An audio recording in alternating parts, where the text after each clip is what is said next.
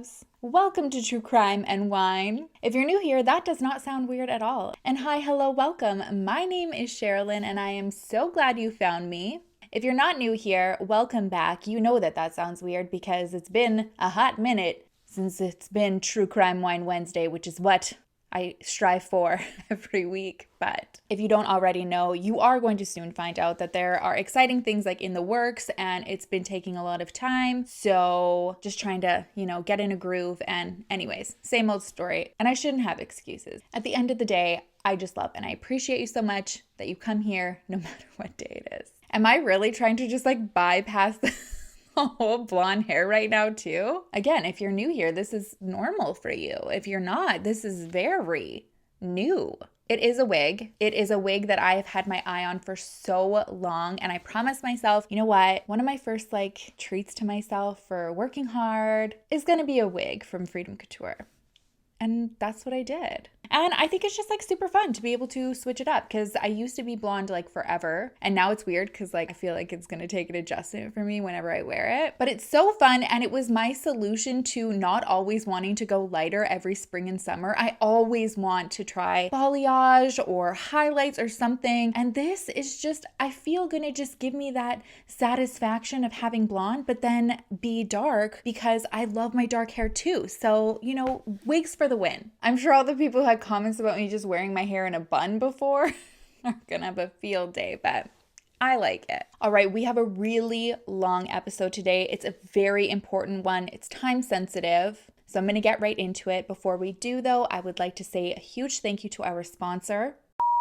Thank you to Thrive Market for making today's very important video possible. You guys know me, I love a good delivery service, whether it's food, wine, movie theater, popcorn, because you can do that. I appreciate the convenience of right to my door delivery. And I know that I'm not alone on that. So when I heard about Thrive Market, I was like, okay, I'm gonna spread the word. If you've never heard of them, Thrive Market is a membership-based grocery store that specializes in making healthy eating easy and affordable for everybody. And they put their money where their mouth is, quite literally. You can shop for thousands of the best-selling organic food and all-natural products, and it's below retail prices. But if you do happen to find somewhere else that has a better price, Thrive Market will match it. One thing I love about their company so much is the You Join, You Give program, which is basically a membership matching program where every paid membership also buys a free membership for a low-income family. Their selection is absolutely amazing. They have everything from organic groceries, snacks, supplements, eco-friendly cleaning supplies, non-toxic beauty, personal care item, wine, meats, you name it. That's not even scratching the surface. They also make it really easy for you to filter through what your needs are because their selection is so huge. They have over 90 dietary and lifestyle filters. So for instance, if you are on keto, you can filter that and it will only show you items that fall into that category. So you're not trying to go through things that just don't apply to you. For access to all of this, they have a monthly membership for $9.95 a month, or you could do a yearly membership for $59.99 a year, which works out to only $5 a month. If you want to check them out, click the link in my description or go to thrivemarket.com/SherilynDale for up to 40% off your first order and a free gift worth over $50 when you join Thrive Market today. Thank you again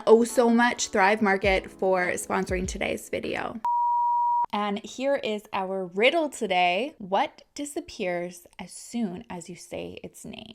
Today's case has been really heavy. It's one where I have had the chance to speak to the man we are going to talk about today's family members, and there's always that added element of extra emotion when that happens. It's really affected me, and I truly hope through this video you will be able to feel the connection that I feel to the family that we are going to talk about today, as well as the man that we are going to talk about today. Rewind about 2 weeks ago, I was tagged by multiple people on Ali Likes Adventures post on TikTok. She doesn't normally talk about true crime or anything like that, but she made a post talking about wanting to bring attention to a case involving a man that she had gone to school with, and he died under very suspicious circumstances. So I'm going to play that video so that you can also get a chance to see it if you haven't. The story that I'm about to tell is not the kind of story that I typically share on my page. Last night I came across an Instagram page dedicated to a man that I had gone to high school with, and And 4 years ago in February, he was said to have taken his own life. It immediately caught my eye because I had worked with David, and it was created by his parents in an effort to find out the truth of what actually happened to their son. The content that was posted on the page was enough for me to immediately send a message to David's family.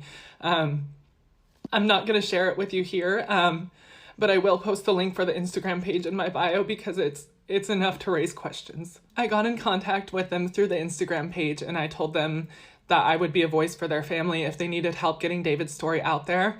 And within an hour, I was on the phone with his dad. And David's family doesn't know me. Like I said, I didn't know him that well, but his dad picked up the phone and he said,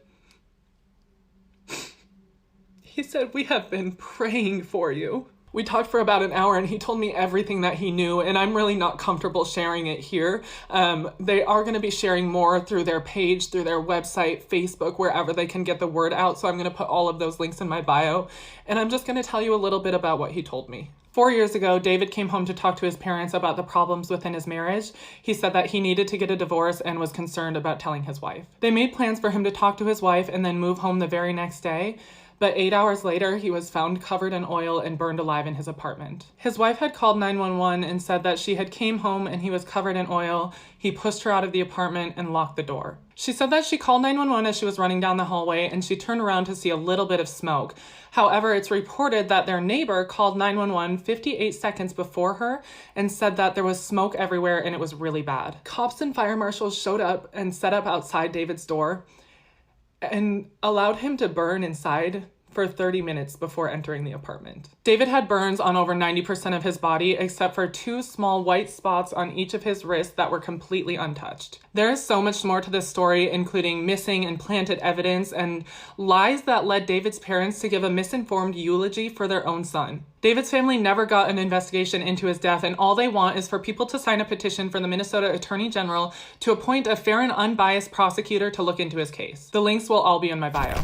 Before we get started, I want you to know that there is a lot to digest, consider. There are going to be a lot of theories. I know you are going to have a lot of thoughts in the comments, but I felt like it was important to mention that the family has been very clear with me that their quest to find answers for David have nothing to do with pointing the finger at anybody. They simply want answers to all of the questions that they have about things that just don't make sense. I want to start with going through who David was, because as I was researching, looking at photos of him, videos, he had one of those personalities that drew you in just through a screen and you really felt like you knew him and was a friend. Just one of those people who just has that charisma naturally to them, and they're just a special person. The youngest of 4 children, David Scott Elmquist, was born on February 24th, 1993 to his parents Scott and Nancy Elmquist. His dad describes him as the cutest little red-headed boy you've ever seen, and he affectionately called him Davy Boy Green, the Dreamer, and Sugar Boy. The Elmquist family sounds like a storybook family with strong Christian values. Scott and Nancy had 1 girl and 3 boys and devoted their lives to their children. They are a very tight-knit family. David's father, Scott, has a successful insurance business and worked very hard to provide a stable and adventure-filled life for his family. I got the impression that his work style was work hard and set up your business for long-term success to have freedom with the family. When I spoke with some family members, it was really emotional hearing them talk about the sacrifices that Scott made for the family just so that they could have the greatest life. The kids grew up finding adventure. It sounds like they lived on a large property that kind of had like a creek in the back, and they would go on hunts around the area. They'd get nice and dirty. They were just each other's best friends. Another big part of the Elmquist family was ski racing. David, I guess, was an exceptionally talented skier. He even qualified in the Junior Olympics in slalom skiing. He didn't go to the Junior Olympics though, and the story that was shared with me about why he didn't really gave me a glimpse into how selfless he was and how he put others before himself. I guess I'm not a good skier at all, so I don't know this, but I guess skiing is a very expensive sport if you're going to take it up. And so for David to go to the Olympics, it was going to be a lot of money for the family, and it was just decided all together that instead of him going, they were all going to take that money instead and upgrade their equipment and be able to go on more trips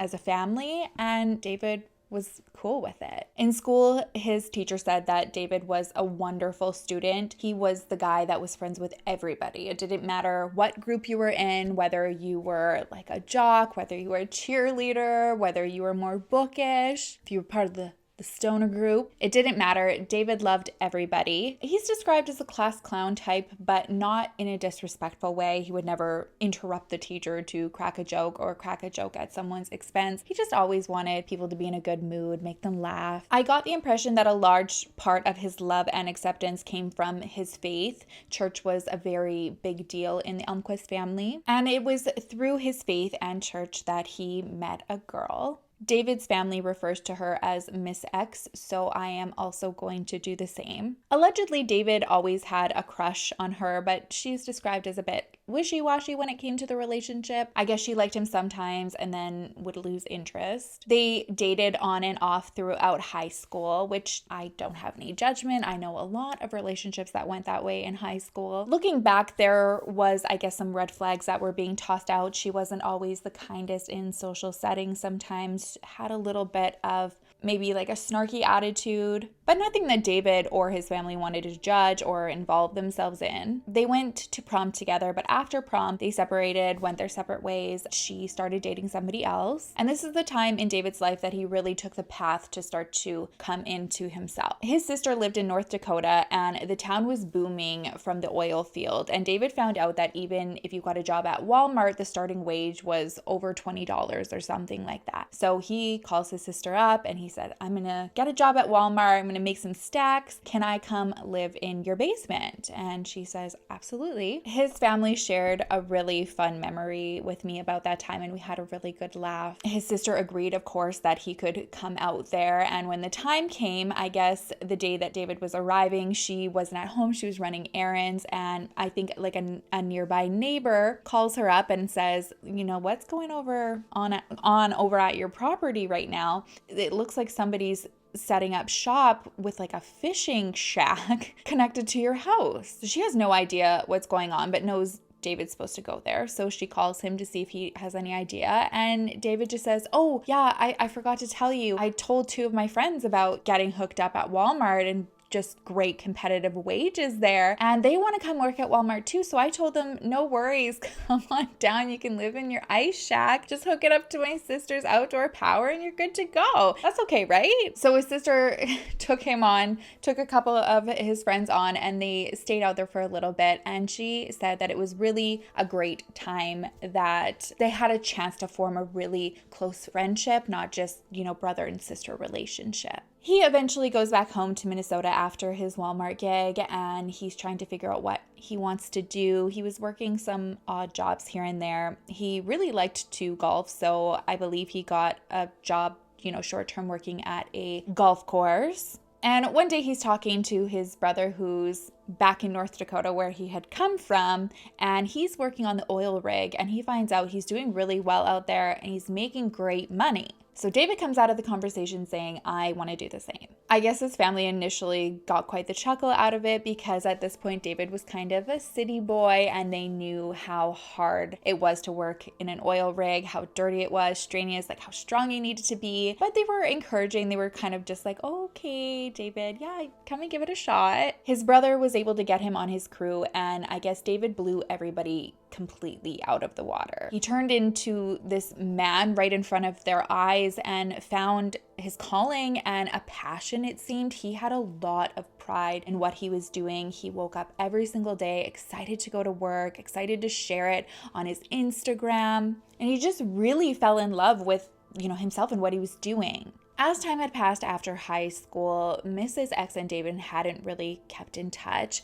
but she reaches out one day to catch up with him, and they kind of start to just fall back into the pattern of dating each other. They seem to be doing well on the outside. She got along well with his family. They also obviously had known her over the years, so it wasn't a big adjustment to come back into the family life. And from what I could see around this time, the other siblings were starting their own families, getting married, having kids, and this was the direction that David and Mrs. X also decided to go in, and they got engaged. The initial plan for David in terms of working on the oil field was for him to go out there, make a good amount of money, and then come back. But not only did he surprise his family when he got out there, he surprised himself by really enjoying it and being good at it, and he wanted to stay. This wasn't in Mrs. X's plan, though. She did agree to give it a shot and go to North Dakota and live with David for a little bit while he was doing work, but it only lasted for about 5 months, and then she decided to move back home and he stayed to make more money. This struggle between the change of plan caused them to move their plans of getting married back a little bit. I believe they had a wedding date set, and since they weren't really seeing eye to eye on what the future looked like, they pushed things back, which I feel is very mature. It sounds like it was decided that everything was going to work out. They were going to go through with the marriage. David was going to stay in North Dakota and make some more money, and then after that, he was going to move back and join Mrs. X. They did this until about July, but understandably it caused a lot of stress, especially on, the first year of a marriage. So David quit his job in North Dakota and moved with Mrs. X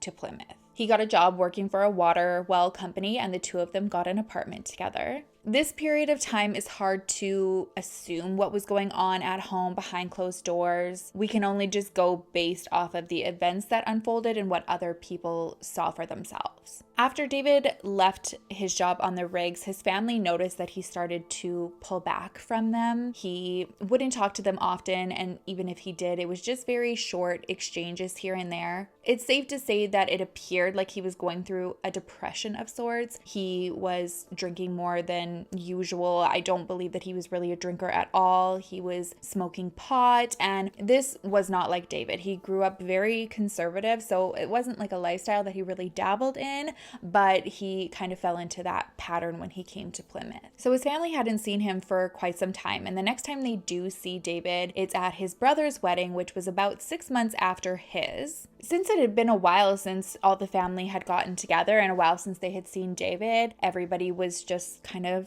socializing around the bar, having a drink, just catching up. And I guess Mrs. X, who was also there, didn't like that he wasn't right by her side the whole time. And in the middle of this conversation that he's having with his family, she just storms up, gets in his face, and gives him the double middle fingers and walks off. And talking with his family, watching interviews, I definitely get the impression that they're very, sweet. They're proper. I don't think swearing and getting loaded and out of control is really up their alley. And causing a scene like this at somebody's wedding definitely doesn't seem like it fits their lifestyle, so it was really embarrassing. Again, though, they're so lovely, don't want to pass judgment, so they just kind of let it go. And the next time they see David and Mrs. X together, it's Christmas time, and everybody's getting together as a family. And nothing really jumped out alarming, but certain members of the family thought that David looked a little bit off. They thought maybe he had taken something. He wasn't acting erratic or anything like that, but he just wasn't himself. He was kind of the way that I interpreted it was maybe a little bit spacey. One of his family members even says to Mrs. X, what's the deal with David? Is he on something? And she's just unfazed. She's just oh no, that's what David is like now. So it was kind of left at that. But behind the scenes, although they didn't want to judge anybody, there were certain family members that were witness to some actions from Mrs. X that they didn't always agree with. One of them being that it seemed like it was either her way or the highway. It almost appeared that David was constantly walking on eggshells just to, keep the waters calm. They also saw belittling behavior and getting physical with him by doing things like flicking him in the face. And to me, I know it's a flick, but it's just it triggered me. It was so revolting. I understand that it's not a punch or a slap and it can be seen as playful, but in the face, that's not playful. I had somebody in my life who was just horrendous and used to flick. So I'm sure there's the added trigger element for me there. But when I heard David's dad talk about it in an interview, it just enraged me. And I was just so mad for David. So with things like this and, subtle aggressive things, that's still physical. The isolation from the family, the walking on eggshells, giving the ultimatum of, if you don't leave your job, we're done, you'll never see me again. it's borderlining? Yeah. It's bordering domestic abuse, in my opinion. And it's so rarely talked about, and men don't usually say anything. And I think that there's several reasons why. One, they may not even connect and realize that things like being manipulated, controlled, isolated, emotionally drained is even a sign of abuse. Two, they're embarrassed to talk about it just because of the stigma that surrounds, domestic abuse and males. It's so quick for people to say, oh, you're a man if you're being abused, get out of the situation. But it doesn't always work out like that, especially if you don't know kind of what's going on and how it's a slow process sometimes. And by the time you realize that it's gotten really out of control, you're in so deep. And then three, when they do speak up, their abuser manipulates the narrative to make it seem like they're actually the abuser and the abuser's the victim. Prime example that comes to my mind is Johnny Depp and Amber Heard. Go watch Incredibly Average's YouTube videos on that. Side note, I'm really even surprised that a judge didn't see that she was lying. Let's face it, she's an actress. So you figure if anybody would be able to convince somebody, it'd be her. Well, I guess she did to the judge. But I was watching her deposition and I was embarrassed. I was like, girl, you are an actress. You are not going to get an Academy Award anytime soon. But that's the impression that I got from this situation. So last time David's family saw him was at Christmas, and weeks go by, they hadn't spoken to him, and then just out of the blue, his dad gets a text from him, and all it says is, even though I walk through the valley of the shadow of death, I fear no evil. His dad looks at it, he's like, okay, that's okay. Hello. Haven't spoken in a little bit, but okay. And as he's reading it, all of a sudden a call comes through and it's David. He answers the call and it sounded like David was talking and he wasn't really in touch with reality. They had grown up, in a religious setting, strong believers in God, but he was talking religiously, not in tongues, but like hyper religious. He was a bit paranoid about evil and things going on in the world, but he knew what he needed to do because God was guiding him. And just the way that he was talking, his dad felt like something was off. So he spoke to his wife about it and they agreed that they were going to go and see David. So 2 days after this phone call, they had reached out to Mrs. X and said, I'd like to come, make sure he's okay. We're kind of suspecting at this point, they thought that maybe he was on drugs and they wanted him to take a drug test. So she agrees, that they should come over and talk, but she worked until 7 p.m. at night. So the agreement when they got there was for them to come when she was going to be home. It turns out they got there about an hour or so earlier, and they're not just going to sit in the parking lot and wait to talk to their own son for a chaperone. So they just go up to the apartment and see David. This is on January 20th, 2018. So almost a full month since Christmas. When they get into the apartment, David's definitely not himself. He's coherent. He knows who they are. He's able to have a conversation with them, but it just doesn't make sense. Again, it's this paranoia, this hyper religious chatter. So his parents just say, listen, son, we love you. We just want to help you. And since they had suspected that it was drugs that was doing this, they tell him that they brought this drug test for him to take. And he was like, oh, of course, I'll take it. He didn't push back or get upset about it. He agreed to take the drug test and he's like, I promise I'm not doing any drugs. I'll show you. And he just strips naked right there in front of his parents and takes this drug test. So his parents are just kind of like, okay, I guess we're doing this right now. David did say the test would most likely come back positive for THC because he admitted that he had smoked some weed about a week prior, kind of like in celebration to the anniversary of a death of a friend of his that had passed away. So after he does this test, his parents are encouraging him,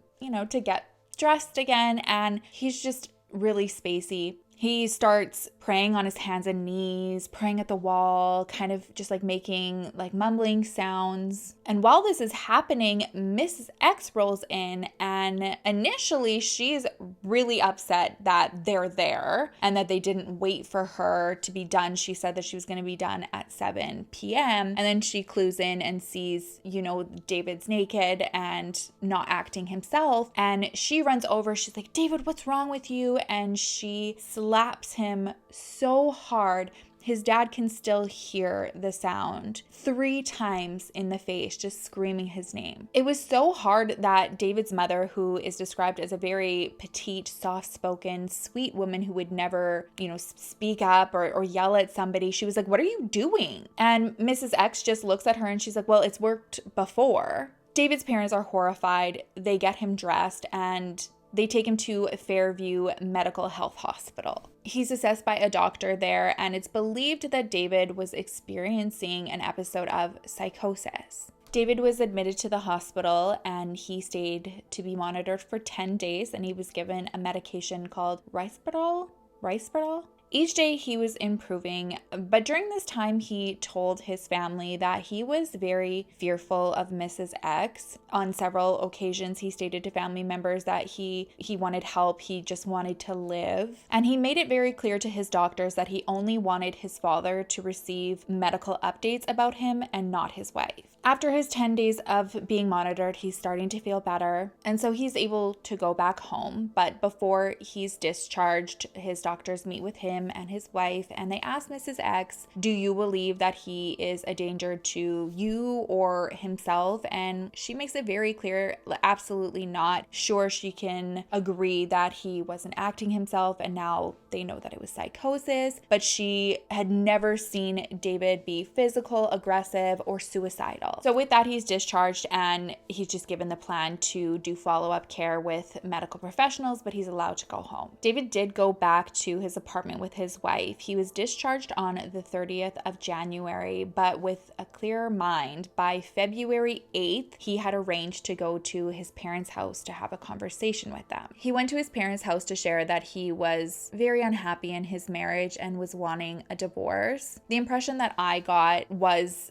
I think it was important for David to have his parents' blessings for a divorce. Like I've said before, their family was very religious, so I don't think that the divorce was kind of what his parents would have wanted for him, especially since the marriage had only been less than a year old. But his parents were fully supportive. They could see that David wasn't himself. All they wanted was the best for him, like any parent would. So they agreed, you have our support, whatever you want to do. And not only that, but they arranged for David to come back and move in with them temporarily the very next day. Before David left, they just to allow him to think a little bit, reflect a little bit on his decision. So they asked him, what makes you positive that this is the direction that you want to go with? And he said he just couldn't do it anymore. He said the relationship was toxic, and he said, "She keeps me from you guys. I want to see you guys, and she gets upset if I call you or I spend time with you, and I can't do it anymore." And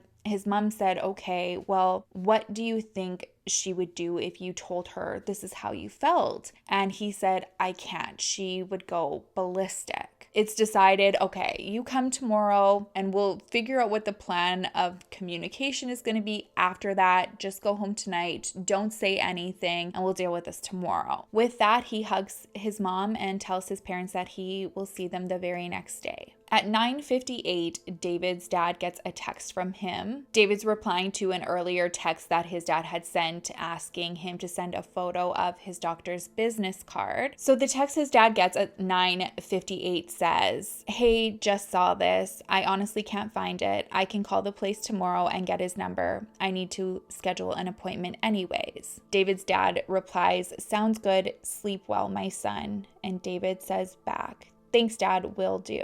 David's dad and mom turn in for the night, and the next contact that they have on their phone is at 12:45 on February 9th, and David's dad wakes up to a phone call coming from not David, but his wife, Mrs. X. He looks at it and he's like, "Why is she calling me at almost 1 a.m? He just sits there looking at it, contemplates answering it, but he feels like she's calling and she's upset over the conversation that happened at their house earlier on in the day. And he's like, not tonight. It's 1 a.m. I don't want to deal with this. So he lets it go to voicemail. Immediately after the phone stops ringing, it rings again. It's it's Mrs. X again. So he decides to pick it up. And when he answers, she says, Scott, I don't know how to tell you this, but David started a fire. He set himself on fire and it's not looking good. He doesn't even know how to process this. He's like, what does that even mean? He hangs up to head to the hospital and she calls back and says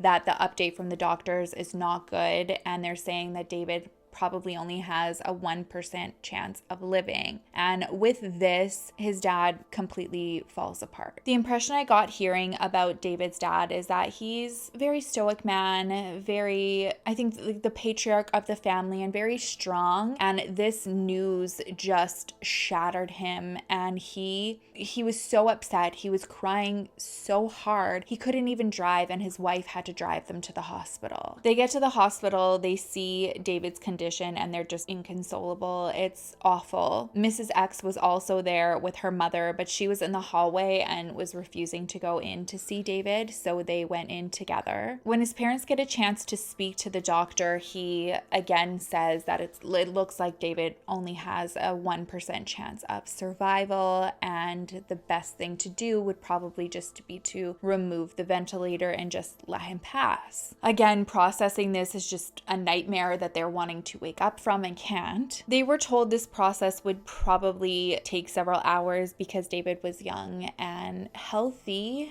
and just given the emotional state and how, gut-wrenching the cries were coming from his family and the pain you could feel, they just thought it was best, instead of disrupting the hospital, to just say goodbye to their son, give him a kiss and leave. Even with his dad's world just crumbling, he sees Mrs. X in the hallway and goes to give her a hug, and he said that she just stood there with her arms to the side, just pulling away from him. But in those early moments, his parents, again, not judgmental, just feel, maybe that's how she deals with pain. But as the shock settles and they start to realize what's going on, they naturally have questions and they want to know what happened in those final hours. The only thing that they were being told was that there was a fire, that David poured oil all over himself. It was back in crude oil that he would have gotten from when he was working on the oil rigs, which he did have a jug of. So they're being told he poured this oil on himself and set himself on fire, and they're just supposed to accept.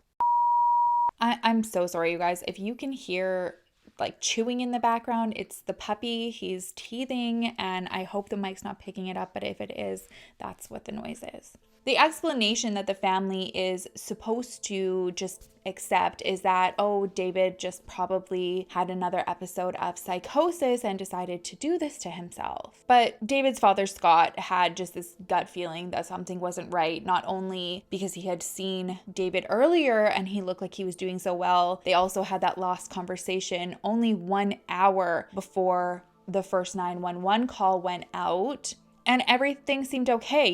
He was making plans to call his doctor. And then he can't forget about the conversation that they had about him coming and leaving his wife to move back home the next day. Naturally, like any family would, David's family has questions for his wife, not in an accusatory way, but as in, you were there. What happened? What did he say? Do you have any idea what happened? I want to make mention again, after personally speaking to members of David's family, that they, to this day, are very clear that they aren't out to destroy anybody, which is why they've left David's wife's name private and refer to her as Mrs. X, because they don't know what happened. But at the end of the day, they have a lot of questions. There are a lot of things that aren't adding up, so they're asking them. There's been several versions of what happened that night, and the version that Mrs. X gave David's family was she has no idea what happened. She had been asleep and she woke up to David naked in their bedroom, covered in oil, telling her that she needed to get out of the house. She says she saw a lighter and she wrestles with him to try to get this lighter away, but he gets it back from her. She said she tried to scream for help, but he covered her mouth with his hand so she couldn't scream, but she was able to escape. And since he had oil all over his body, she went to the bathroom to rinse the oil off of her, tried to get the lighter from him again, was unsuccessful, and then was able to grab her cell phone,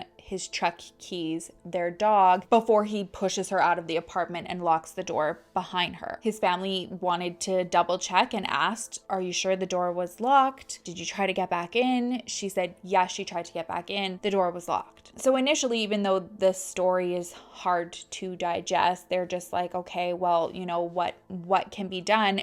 If the door is locked, he's the only person who can lock the door. Call it parental intuition, though. Scott just had this feeling that he couldn't let go in his stomach. And some of the actions that happened after David's death didn't make it easier to process. The last time they had communication with Mrs. X is a prime example. I guess not long after David's death, Mrs. X posts something on Facebook that says something along the lines of, "Life without David is different." As if that's not strange enough, a family member of hers comments underneath it and says, "Well, sometimes different doesn't mean bad. Sometimes different is just different."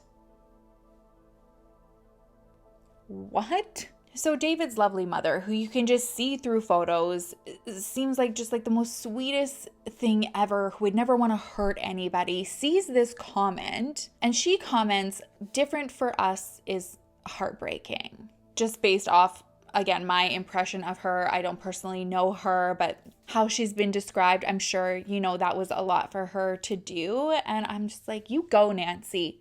After this comment, almost immediately, instead of, reaching out, being like, "I'm sorry, I didn't mean for it to come across that way. I didn't realize how insensitive it sounded," Miss X just deletes and blocks all of David's family members from social media, phones, everything. So now with no communication with her, this leaves David's family with no other choice but to go through other means to try to find answers about what happened that night. They start by going to investigators, and the way the Elmquist family has been treated it's appalling. They're simply trying to make sense of what happened, and the investigators are like, "Listen, we've looked into this. Given the history, we have no question that David did this to himself."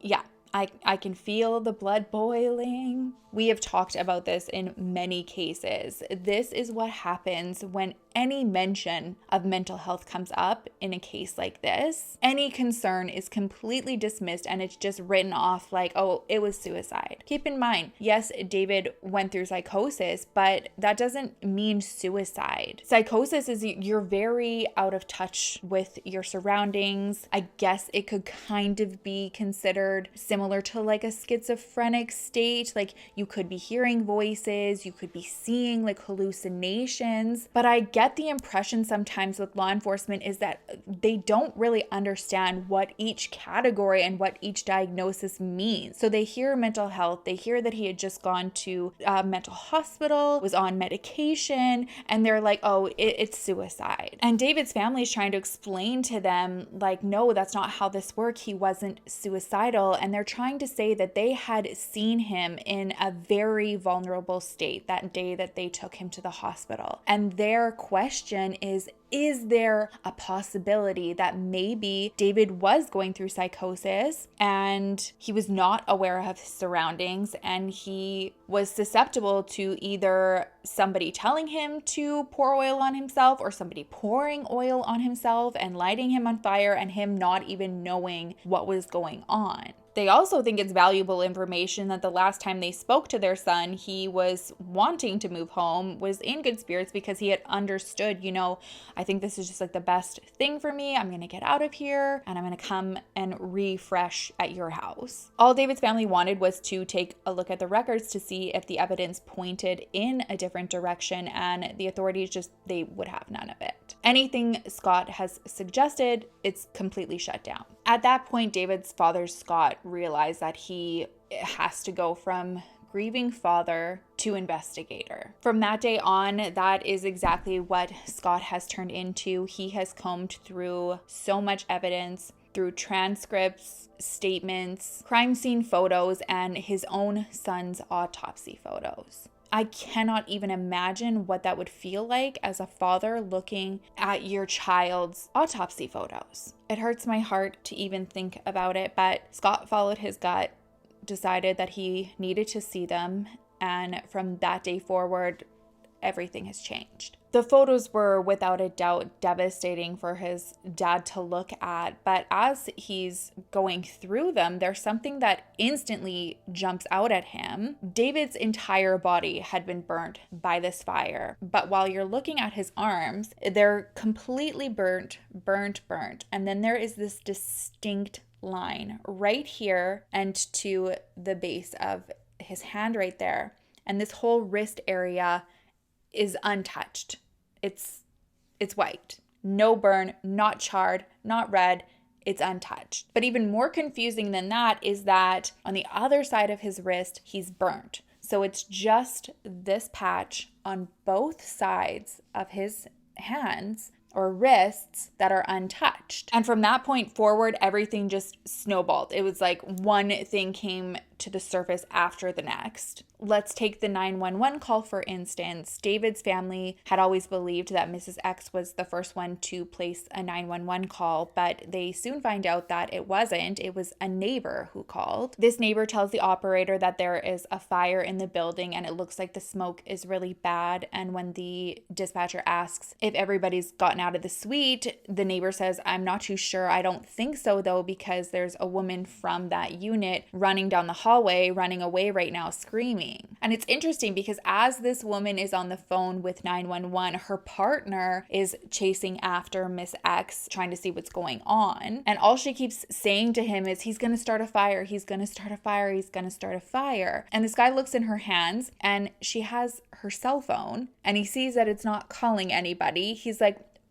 "Call 911. He said she almost just stood there stone-faced looking at him and then calls 911 like a minute later. When she calls 911, she tells the operator, "My husband started a fire." The dispatcher asks her, "Are there any flames?" And she said she can see smoke. She also tells the dispatcher that she was shoved out of the apartment and never saw flames herself. So in this building, the maintenance worker lives there and he lives on the first floor. He hears the fire alarm going off and he just books it up to their suite. And that's something I think is really important to keep in mind is David and Mrs. X's unit was the one right next to the fire extinguisher. So the maintenance guy comes up, grabs the fire extinguisher, runs straight into the apartment. As he gets in, he sees that there's a small fire compared to like the smoke that's billowing out in the kitchen. He blasts it and he goes and looks around the apartment, sees that it's quite thick with smoke. And just as he's about to leave, he sees a man who we know is David coming out of the bedroom, and he will never forget this image as long as he lives. He says David is so badly burned, he can't even, see skin. He's just charred. He's burnt. He also has, flesh peeling. And at that time, he's still on fire. So the maintenance worker also blasts him with the fire extinguisher and realizes as things are kind of settling that the smoke is really bad in the apartment and he runs out. Something I want to mention about the maintenance worker, because there have been some questions towards him, why didn't he get David out of the apartment? He suffers from COPD and the smoke was really, really bad there. It was becoming almost impossible for him to breathe. So if he had not run out, he could have died. Another thing I don't think he knew, just because of, the flames and the smoke, was how bad David's injuries really were to his face. The burns were so bad to his eyelids that he was left blind. He was unable to see where he was going. So the maintenance man could have just assumed that after he hit him with the fire extinguisher that he was just going to run out behind him, but he didn't. There was signs of David walking around the apartment, I'm assuming trying to find his way out. And so 1 to 2 minutes after the maintenance worker leaves the suite, the police show up. The first person they see is Mrs. X, who's outside. They start asking her questions about what's going on. She repeats pretty much the same story that she said to the 911 operator. But then she adds, "I think you should be careful. I wouldn't doubt if he had his hands on some knives in there. He's dangerous and he's also suicidal." Again, just a reminder that psychosis does not, always align with suicide, and David's doctors did not see any signs of him being suicidal, nor did his family. And she also said that she did not fear for her safety or his, and that he also was not suicidal based on her opinion. But the police don't know this. They can only go off of what his own wife is saying, and they're getting a completely different version of who David is from her. They're essentially made to fear him, and because of that, they tell fire and rescue when they arrive that they're not allowed to go into the suite. Instead, they set up a bunker on either side of the door, and then they set up a command station in one of the neighbors' suite. I'm assuming this was done because they were anticipating some form of standoff situation. Again, who are they to discredit what she's saying to them? But it's frustrating because it brings me back to conversations we've had on the channel before, where any of us who have any form of mental illness, you hope and pray that your family member would never say like, oh yeah, you got to be careful, she's medicated, she's got really high anxiety, been known to be depressed, and we have forks and knives behind the door. That's the decision that was made, though. They treated the scene with caution and to be fearful of David. And oh, this part just breaks my heart. For 38 minutes, nobody goes to try to make contact with David. They don't try to help him. They don't check on him. When you think about how long 38 minutes is, that's a really, really long time. So 38 minutes later, after they arrive, David finds his way to his door and stumbles out of his apartment. Again, like the maintenance worker, this is a scene that many of the first responders say they'll never ever forget. Instead of this knife-wielding threat, he looks mummified. He's so injured.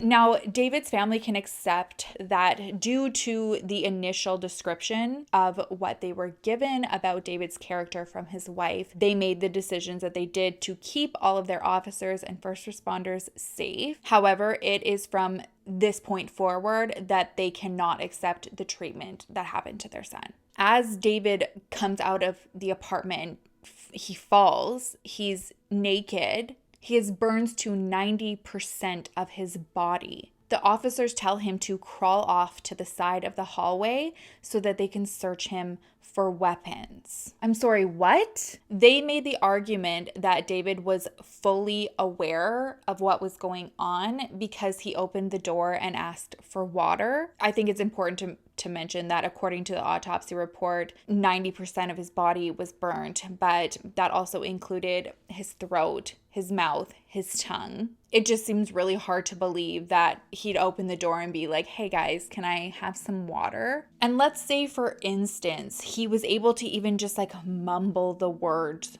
water. How does that make any sort of sense for justification that you need to check him for weapons because he's still a threat to you? I'm sorry, Hennepin County Police Department, but if you were in that state, you were burnt that badly, I don't think that it would be like out of the realm of question for your instant thought to be like, I need water. And asking for water has nothing to do with somebody being a danger or having a weapon on them when they were naked, burnt. So based on this alleged question of having water, he's continued to be treated like a threat and not immediately taken to the hospital. And according to only a few officer statements, he was refusing to leave the scene. A man who is blinded, 90% of his body is burnt. He's refusing to leave the scene to get help. And I believe only one or two of you recall this, not everybody else who was witness there. The amount of missed opportunities to save this man's life is just infuriating. We know that David did eventually get taken to the hospital, but he succumbed to his injuries. And it really makes you think, had something been done earlier, the amount of time that he was able to survive in that apartment by himself in those conditions, if they had just gone in when they received that call 1 to 2 minutes after the 911 call, I mean, like it there's no choice but to say, you know, like, what if, what could have happened? So if that's not frustrating enough, we're going to go through the scene of the apartment, and it's going to make you want to rip your hair out. According to the evidence, it looks like the fire was started in the kitchen near the floor by the dishwasher, because down there by the dishwasher, it was like the most melted. So that would have probably been the hottest point of where the fire started. And it's also consistent with what the maintenance manager said when he walked in. That's where he saw the fire, and he didn't really see much else until he got to David. So because this is where the fire appears to start, and David is also on fire, it's fair to assume that he was the ignition, the starting point. He became on fire first and then started this fire near the dishwasher on the floor. Now remember, when everybody asked Mrs. X if she at all tried to get back into the apartment to get David out and get him some help, she said she did, but that the door was locked. But when David's family reads through statements and they get to the one from the maintenance manager, he was able to run right into the apartment. He didn't have a key that allowed him into the suite. He didn't shoot out the door, use the fire extinguisher to break in. He simply opened the door and ran through. The maintenance worker was also very clear that he saw David and that he also used the fire extinguisher on him. But then David's family reads through the reports from the first responders and the police officers. And there's a report from police officers that say the maintenance worker never mentioned that he saw David and that he saw that he was on fire and put him out. He said that he couldn't remember if he saw a man behind the door. And so they weren't aware of how bad his injuries were behind the door. And that had they heard he was on fire, they would have known he wasn't a threat and gone in to give him aid. Well, the lie detector test determined that that was a lie, because not only did the maintenance worker give a detailed description of what David looked like, and it's something that he'll never forget in his entire life, but the autopsy report also states that David had this fire extinguisher residue on his body. Speaking of coroner, let's talk about those 2 marks on David's wrist. Like I mentioned, he had these 2 square patches on his wrists with a distinct line on both sides, but only in this area. There wasn't anything on the top, because initially when I heard that, I thought, okay, was he tied up somehow? You know, like how could that part only be protected, and what would be the purpose? And it was when I spoke with David's family that the hair like on my arms stood up. His family believes that with the evidence that is in the kitchen, it lines up with David leaning over where the kitchen sink is and his wrists making contact with like that corner piece of the sink on the counter. And that means that if both of his wrists were leaning up against that counter sink area, it would have been impossible for him to grab this big jug of oil and pour it on himself and miss those 2 areas in this perfect square. It means that they were resting up against there and somebody was pouring the oil on him for him. What's really disheartening is that David's family realized that there wasn't just no support coming from the police department, but also other authorities in Hennepin County, because when they went through the autopsy report, after they saw these obvious signs for an explanation of what it could be, there was no mention of it. Not either wrist, let alone both of them. It was just completely bypassed. And when you see these photos, it jumps at you. It's so obvious. You're like, what is this straight line here? How is this area untouched? And so for a medical examiner to not even acknowledge it, let alone like give their opinion of what could have happened, David's family is like, what else is being overlooked here? When he did ask the medical examiner, the response was pretty much like, oh, that's my bad. Yeah, well, it could mean that he was possibly wearing gloves and the elastic band was just protecting that area. It's like, okay, sure. But you'd figure that if there was gloves, it would be all around. It wouldn't just be in that one spot. And there'd also be remnants of a glove somewhere, even if it was just a fiber of something melted on his skin or on the floor, and there was nothing. So when you look at the scene in the kitchen and the pattern of the oil spill, his family believes it's very possible that David was experiencing another episode of psychosis. They were able to find out that he had stopped taking his medication 4 days prior to the fire. And keep in mind also, one of the main triggers for psychosis is severe stress and anxiety. Two pretty strong emotions I'm sure he was feeling leading up to him leaving his wife. They believe he could have been in a state of psychosis, and after seeing how he had absolutely no reaction to her slapping him in front of them and that hard, they can't imagine what could happen when they weren't there and it's just the two of them, and if she knew of David's intentions. They believe that based on the photos and those autopsy photos, that David was standing with his wrists against the sink, kneeling there as oil was poured over him. And he would have just stood there because he would have had no idea what was happening. He was getting slapped in front of them and had no idea. And when you look at where the oil is in the kitchen, this theory is very plausible in my opinion. David, I believe, was 6'2". He may have even been taller than that. And Miss X was much shorter. I want to say like 5'2", maybe 5'4". Please don't quote me on that. But it was around there. There was a significant height difference. And when I look at the photos, I feel like if it was David who was pouring this, he's so tall. He's way taller than where like the upper cabinets are. If he was pouring this oil on him, you would figure there would be signs of that somewhere. It would be like splashing. There would be like some form of splash on the counters, on the upper cabinets, even like further back on the counters. And it's just low. And it doesn't like go far back into the counter, if that makes sense. I'm going to insert photos so this makes sense. It's just at the corner of the counters. And there's also two areas that I can see next to the sink where there's like oil spill that's not there where his wrists would be. And even like the pattern of where the oil is, like it almost is like this, like you're kind of like pouring it on somebody from behind, and then it's hitting up against the cabinet and it's splashing down and it's kind of going along the whole row there. I just feel like if he was pouring it on himself, it'd be very contained. He's not just gonna like walk around and pour it and then kind of splash it up on the counters. It just like the patterns don't make sense. The next problem with the evidence is this lighter that his wife said she tried to wrestle with him not once but twice. It's also mentioned in the report 11 times. It was never found. The fire marshal's explanation for this is, even though he,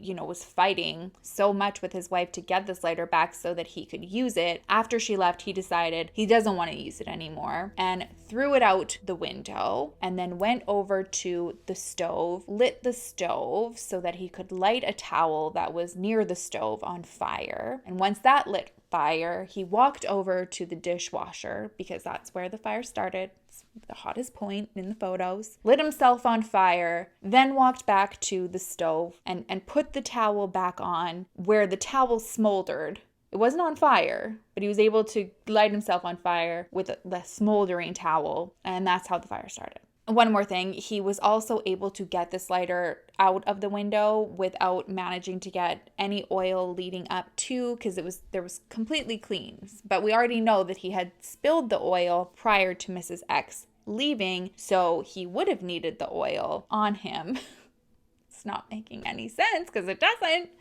To throw the lighter out the window. There was never a lighter recovered. It's honestly so confusing, and even Mrs. X's version of what happens is very inconsistent. It's changed multiple times. There's been statements where she said that when she woke up, David was already covered in oil. There's other scenarios where he is not covered in oil, but he's naked and tells her to leave the apartment. And she says, okay, just give me a minute while I gather my things. And then she hears splashing in the kitchen. She goes and sees that he's pouring oil on himself. And then she's able to, try to fight for the lighter, rinse herself off, fight for the lighter again, and then leave the apartment. As she's being shoved out, she can grab her cell phone, his truck keys, and the dog. Even the time frames are very inconsistent. At first, it was she only had seconds to get out. It was 1 or 2 seconds. Then it was 2 minutes. And then it was like 5 minutes. Something very interesting was brought to my attention about her choice of words in the 911 call. When she first gets on with the operator, she says, David has started a fire. The operator says, David did what? And Mrs. X says, on the floor, David has started a fire. Sorry, what? Could you repeat that? You claim to not have ever witnessed any fire being lit. So how would you know on the floor the fire was started? Because we know due to the photos, it actually was. So either she just had a very, very strong intuition that happened to be right, or she knew where the fire started. Another thing I find really interesting is that David's wedding ring was found on the nightstand, and I know that he told his parents that he wasn't going to bring anything up with her that night, but there is a possibility that it was just eating up inside of him and he needed to get it off of his chest. Maybe he didn't want her to feel blindsided and decided to talk about it in the end. We don't know, but we do know that she was asked about it and she had a whole story. The police asked her up front, did you have a fight that night? Did you talk about divorce? I'm hungry. Baby feeding break. She said it was a really normal night. They hung out after she got back from work. They were just talking, laughing. She said David even made dinner for her. She said she couldn't remember if it was that night or a different night that week, but they did talk about divorce. I know.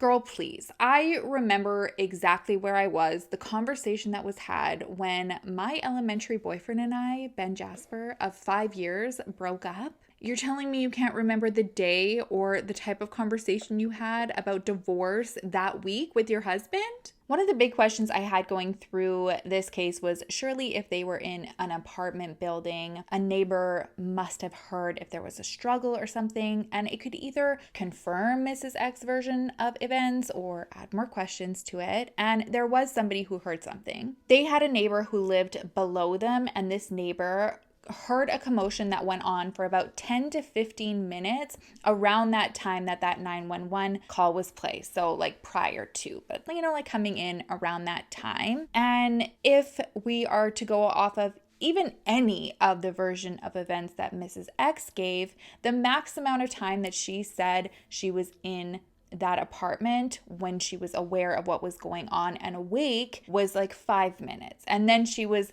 pushed out and the door was locked behind her, but not locked behind her, but locked behind her. Hearing that there was a commotion for that long, 10 to 15 minutes, that's a long time. And it just makes me feel like David wasn't alone in, what happened. So if this isn't all concerning enough, we have the very real possibility when you go through the reports and look through the scene that it appears there was some staging done and that reports were also skewed to justify the police's decision not to enter the apartment and allow a man to burn in there for 38 minutes. I found the statement that the police gave to media quite telling. It's almost like it's the version of events that they wished had happened. Their statement was there was a fire and that firefighters rescued a man who had suffered severe burns and smoke inhalation. What? The firefighters that you didn't let go in to help him? Or the ones that you still didn't allow to administer aid when he let himself out of the apartment and collapsed on the floor naked in front of you and you proceeded to search him for weapons? And then at what point was the rescue made after the 38 minutes had gone by and he passed away from his injuries at the hospital? Just want the clarification.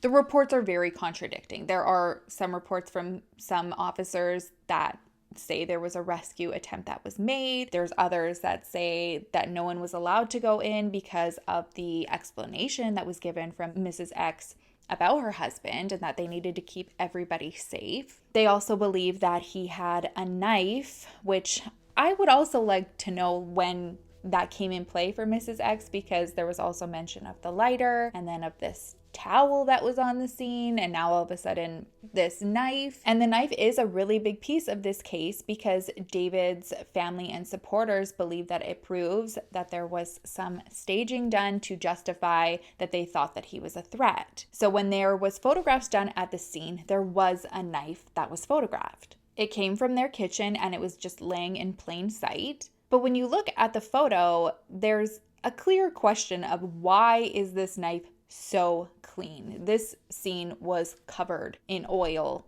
soot, blood. Surely if this man, who is covered in all of those things as well, is holding it, there would be signs of that, and there's none. It's clean. There's also clear evidence that the knife was moved after the fire extinguisher went off because it came from the knife block in the kitchen.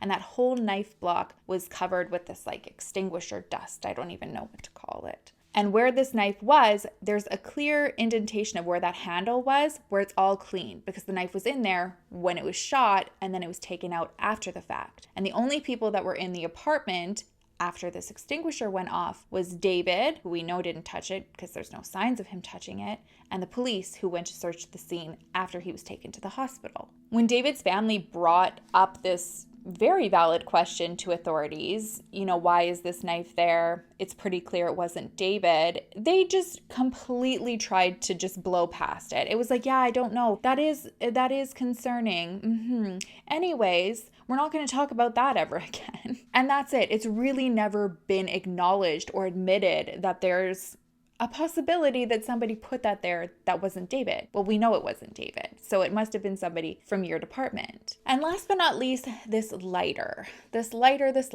Again, I don't want to point the finger at anybody. I don't want to accuse anybody, but it's sometimes people's own words that make you question, like, okay, well, how do you know that? Or that's a little bit suspicious. And it's Mrs. X's own words about this lighter that makes me feel like she knows more about it than she's leading on. So several weeks after everything happened, Mrs. X was interviewed and an officer brought up this lighter and thought, you mentioned this lighter. Do we have any idea of where it could be? Have you seen it? Are you sure you did see it? And she says to him, oh, yeah, when my mom was cleaning out the apartment, she found the lighter over by the kitchen table and she put it on top of the counter and left.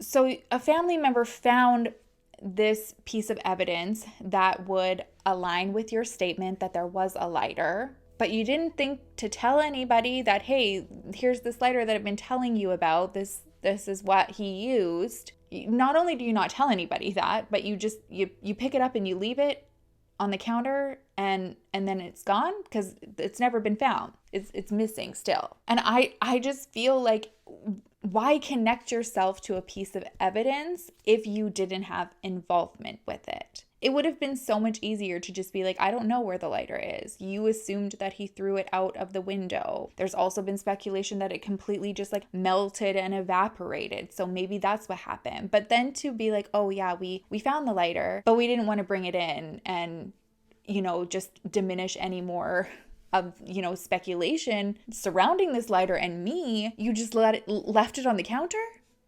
Make it make sense. It's so frustrating. I've heard so many cases. I've read through so many cases, told so many to you guys, seen so many crime scene photos, autopsy photos. And this is among one of the top cases that just makes my stomach sink. It actually physically makes me feel ill how the Elmquist family has been treated. I can appreciate that there will always be questions and difficulties for family members or loved ones to accept when somebody has taken their life, especially under very rare circumstances. But when you add up all of these questionable factors, it goes from, his family's just grieving and they've just got to get over it. They don't want to accept his death, to no, there's a lot of questions here. It's too many to just keep sweeping under the rug because the rug's getting pretty high with all of the crap that's getting swept under it. This week actually was the 4th year since David's passed, and David's family shared with me that it's the first year in those very, very long 4 years that they actually are starting to feel heard and supported. They've been suffering a lot in silence on their own, going through these photos, all of these reports, having officials just slam the door in their face and not knowing where to go. And finally, there's momentum. So we definitely want to keep that going. They have a petition going. You can find that on their Instagram page, which is Truth for David Scott. I will leave a link to that Instagram in the description. They also have a website, truthfordavid.org. They have a lot of information on there. You can read through reports, you can read through the 911 calls. There's also photos of David's autopsy photos. I have chosen not to put them on here for a number of reasons. One, I want to abide by YouTube guidelines, but also I really do want to drive traffic to their site. I know that if you guys go and look at them, it will help bring more traffic and attention to the site, and then you can see for yourself the very obvious sign that something is just not right with them. Those marks need a lot of explaining. So please make sure that you sign the petition, go to their website, tag all of your favorite creators in this story. Make sure you tag Dateline, 48 Hours, anyone you can think of to bring attention to David's story and direct them to David's family so that they can get more exposure. And not exposure just for the obvious fact that there's a red flag upon red flag upon red flag here, but to also send a message that just because somebody is going through a mental struggle doesn't mean that that person won't have an army of people behind them fighting for answers to these questions. No matter how much you just want to turn away and hope that it's going to go away, or how blaming your negligence on their illness will stop a fight. The unsettling truth is that there are so many people who were just hoping that this bout with psychosis that David had experienced would be all the public would see, and that they would just go, okay, well, yeah, he had issues. But he was so much more than that. David was an athlete. He was a hard worker. He was a man who accepted everybody he met. He was a son, he was a brother, he was an uncle, and he was so loved by everybody who was blessed to know him. All right, you guys, that is it for me today. Please, please help us bring as much attention as you can to David's story. And I just want to make it clear one more time, David's family wants everybody to know that all they want is the truth. Whether that leads to David being the sole person responsible for what happened that evening or not, they just want to know. And all they are asking for is an independent investigation from a different county that excludes Hennepin County, because there's already very questionable signs that there's some shady stuff going on. Thank you so much in advance, you guys, for your shares and your support. I promise as I learn things, I will also keep you updated. If you haven't already, please don't forget to like and subscribe. It means the world to me. I love and I appreciate you so much. The answer to today's riddle, quick refresher: what disappears as soon as you say its name? Silence. I don't know why. I try to just say it like a normal person, but I'm always just like a plant, a ghost, silence. Anyways, it's the answer, silence. All right, you guys, I'll see you in the next video. I will miss you terribly. Until then, make sure to love each other, love yourself, and I will see you soon.